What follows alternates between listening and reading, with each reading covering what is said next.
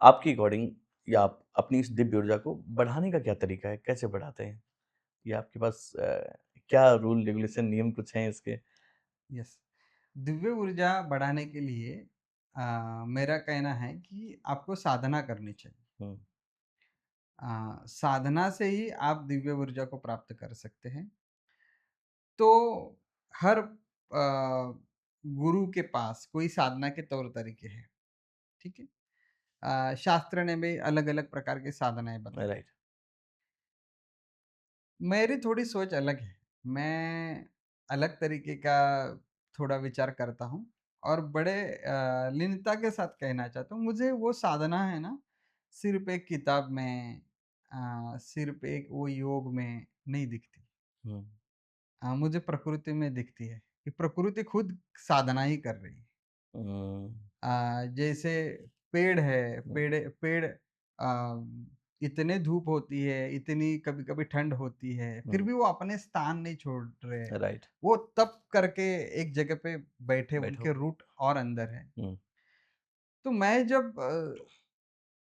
बाकी की जो साधनाएँ जैसे ध्यान है, योग है, मंत्र के जाप होते हैं, और भी कई प्रकार की साधना की पद्धति है। ये है तो मुझे ऐसे लगता है कि मुझे पेड़ों के साथ रहना बहुत पसंद है। मुझे पानी के प्रवाह के साथ रहना अच्छा लगता है, बैठना अच्छा लगता है। मुझे जो हवा चल रही है, उस हवा को महसूस करना अच्छा लगता है। तो साधना का मतलब क्या है कि साधना है साध्य तक पहुँचने की बात। साधन, एक मीडियम चाहिए आपको। राइट। साध्य क्या है कि जो आपसे भी बड़ा है।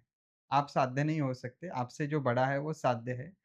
और जब आप किसी साधन द्वारा प्रकृति के साथ जुड़ जाते हैं, तो मुझे लगता है कि वो दिव्य ऊर्जा बढ़ जाती है। उसमें आ जाती है आपके भीतर। हुँ, तो ये मैंने थोड़ा इसको इसको समझने में थोड़ी हो सकता है कि लोगों की गड़बड़ हो जाएगी कि लोग कहेंगे, "अरे! आपने कुछ बताया नहीं कि एक ऐसी मुद्रा करो, ऐसे बैठो, फिर हाँ, ऐसे सुनो।"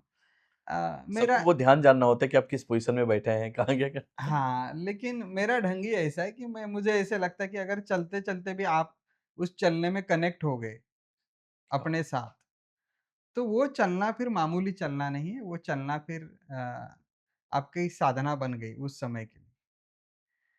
तो कभी-कभी हम भगवान के भजन गाते हैं, वो भजन में एक हो जा, लीन हो गए आप। लीन हो जा। बेसिकली हर साधना का मूल जो लक्ष्य है वो यही है कि आप उसमें खो जाओ। राइट। लेकिन आप खो जाने का मतलब कुछ लोग ऐसे बोलते हैं कि मैं खो गया था। फिर उसी में लगा हुआ था। हाँ, खो खो गए यानी वो खोना भी नहीं। खोने का मतलब ऐसे है कि आप उस बात के साथ इतने एक हो गए हुँ, कि अब वो बात, वो साधन और आप अब अलग नहीं रहे। आपका चलना ही अभी आप और चलना अलग नहीं हुए। चलना और आप एक हो गए। आप चल रहे थे, आप चले हैं। तो किसी भी चीज़ के साथ जब आप एक होते हो, तो मुझे लगता है कि हम कनेक्ट हो जाते हैं।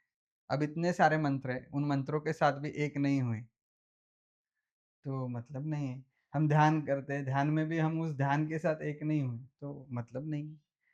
तो मेरे लिए साधना क्या है, मेरे लिए सुबह उठने से लेके रात सोने तक जितनी भी क्रिया है, उसके साथ अगर आप एक हो सकते हो, तो वो सभी चीज़ें साधना बन सकती है। वाह! लेकिन ये जितनी बात आसानी से कही, उसको उतना साधा नहीं जा सकता। उसके लिए कुछ टीचिंग देनी पड़ेगी, उसके लिए कुछ अगर एक आप क्रिया पकड़ते हो, तो जी। उस क्रिया के अंदर आप कैसे आपको वो बैठक बनाई जाए, उसके लिए एक मार्गदर्शक की ज़रूरत है। आपने पूछा कि आपका सूत्र क्या है? तो हुँ। मैंने सूत्र बता दिया, लेकिन सूत्र लोग से कैसे उसको करेंगे? सॉल्व वो गणित कैसे करेंगे, हुँ, जो कैलकुलेशन वो कैसे करेंगे, उसके लिए टीचर के पास तो आना होगा। बिल्कुल गुरु के बिना तो होना हाँ, मुश्किल है। लेकिन कुछ भी चीज़ साधना बन सकती है। ये मैंने महसूस किया अपने हुँ, ज़िंदगी में और मुझे बहुत अच्छे कुछ मंत्र हैं, उस मंत्रों के साथ मेरा लगाव है। ऐसे मंत्र भी मुझे अच्छे लगते हैं, कभी-कभी मुझे ध्यान भी अच्छा लगता है और कभी-कभी मैं सिर्फ़ रास्ते पे जंगल में चल पड़ता हूँ और खो जाता हूँ। तो मुझे कभी फिर किसी चीज़ का विचार नहीं आता, भय भी नहीं आता, कुछ नहीं आता। बस उस जंगल के साथ एक हो जाता हूँ, तो बहुत बड़ा बड़ा सुंदर अनुभव हो जाता है। और फिर ऐसे होता है कि आगे के 8-10 दिन जो है, 11 दिन, 12 दिन कहिए आप, एक अलग ही आप जोश में चलते हो। तो ये रिचार्ज ज़रूरी है हर इंसान के लिए। राइट। और ये वो कहते हैं कि आप इतने मग्न हो जाते हैं कि आप अपने मग्न में आप अपने को देख लें कि आप कितने मग्न हैं। वो जी, खुशी को आप देख पा रहे हैं, बहुत बड़ी बात है कि आप उस जिस चीज़ को लोग पाना चाहते हैं। जी, मतलब एक मैंने कहीं सुना था कि एक संत ने बोला था कि जब मैं कहीं साधना में था और वो जो हैप्पीनेस शरीर को मिल रही थी और उन्होंने बोला कि मेरा सोल ना उसको देख रहा था। जी। है ना? कि आपका रिफ्लेक्शन की अदरवाइज़ तो आप देख नहीं पाते अपने आप को। तो खुशी देखना कितनी बड़ी बात है और क्या फ़ील क्या महसूस होता है उस बॉडी को, उस व्यक्ति को, जो उस खुशी को महसूस करता है। जी, आपने एक बीच में अच्छी बात कही कि खेती की बात की कि भई मैं बड़ा नेचुरल हूँ, प्राकृतिक वाला आदमी हूँ और आपने मुझे घुमाया भी आप दिव्य लोक वाले एरिया में। वहाँ पे बहुत सारी चीज़ें मैंने देखी कि एग्रीकल्चर से रिलेटेड आप काफ़ी कुछ कर रहे हैं। जी। वो क्या सोर्स है? मतलब आप उसका कोई शौक है या आप उसका कोई रीज़न क्या है, कारण क्या है वो करने का? देखो कि मैं अब स्पिरिचुअल जर्नी में तो हूँ ही, राइट? बट स्पिरिचुअल जर्नी में एग्रीकल्चर जी, जी।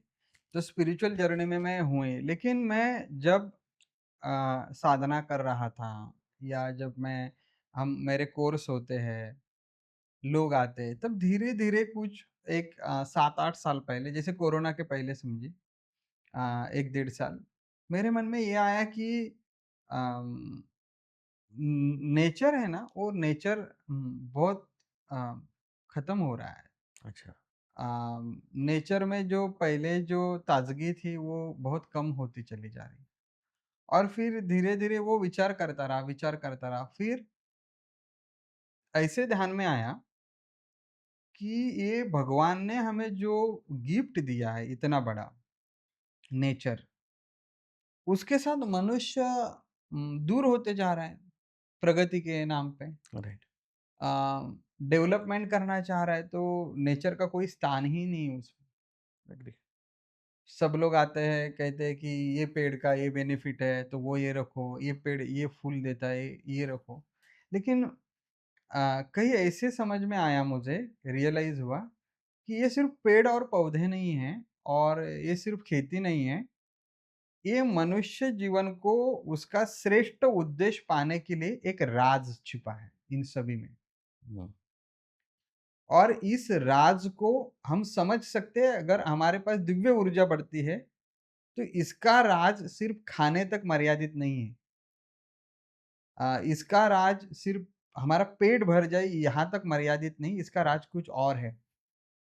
और फिर धीरे-धीरे जैसे रियलाइज़ होता चला, तो फिर मैं चिंतन में गया। चिंतन होता रहा मेरे इस विषय में, तब मुझे ये ध्यान में आया कि क्यों पहले लोग ज़्यादा साल जीते थे? क्यों पहले लोग ज़्यादा सात्विक थे? हुँ, सात्विक भाव ज़्यादा था लोगों में। क्यों पहले लोगों की भागम-दौड़ी कम थी? लोग थोड़े शांत स्वभाव में चल रहे थे। हुँ, और तब समझ में आया कि ये जो नेचर के साथ उनका जो एक बॉन्ड था ना, वो एक अलग लेवल पे था। हुँ, तो जैसे अभी नई-नई हमारी जनरेशन बढ़ रही है, आ रही है, ये धीरे-धीरे ये नेचर की सभी चीज़ें डाइल्यूट होती जा रही हैं। और डेवलपमेंट के नाम पे गैजेट्स बढ़ रहे हैं, टेक्नोलॉजी बढ़ रही है। और कई सारी चीज़ें, स्टाइल, फैशन, ये सब चीज़ें अब आगे आ रही है। और ये जो मुख्य चीज़ है, मनुष्य जीवन को समृद्ध बनाने की जो मुख्य धारा है, जो जी, निसर्ग है, ये निसर्ग की तरफ अनदेखा हो रहा है।